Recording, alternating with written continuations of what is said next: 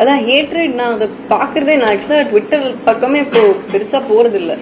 Because போனாலே ஏதாவது comments பார்த்தாலே சில சமயம் எதுக்கு நம்ம நம்ம நம்ம போய் பார்த்து நம்மளோட மூடை ஸ்பாயில் பண்ணிட்டு அப்படிங்கிற மாதிரி ஆயிடுது. ஸோ மேக்ஸிமம் அவாய்ட் பண்றது, நெகட்டிவிட்டியை அவாய்ட் பண்றது தான் மேக்ஸிமம் ஃபாலோ பண்ணிட்டு இருக்கேன். அண்ட் இப்போ ஒரு பெரிய ஒரு பிரச்சனை இந்த ஏஐ.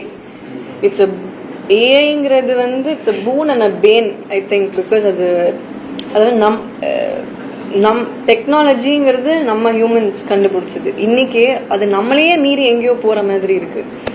இப்போ சோஷியல் மீடியால பார்க்கும்போது திடீர்னு நானே போய் பார்ப்பேன், நான் இந்த மாதிரி ட்ரெஸ் போட்டேன் நான். ஏன்னா அவ்வளோ ரியலா இருக்கு, அந்த போட்டோஸ்லாம் அவ்வளோ ஒரிஜினலா இருக்கு.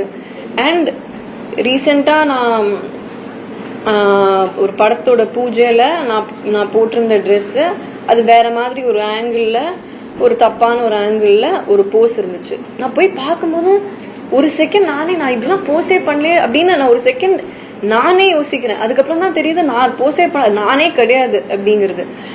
ஸோ டெஃபினெட்லி ரொம்ப ஒரு மாதிரி இரிட்டேட்டிங்கா தான் சார் இருக்கு உண்மையா சொல்லணும்னா. அது எங்க போயிட்டு இருக்குன்னே தெரியல. அண்ட் இதெல்லாம் பண்றதுனால அவங்களுக்கு என்ன கெயின்?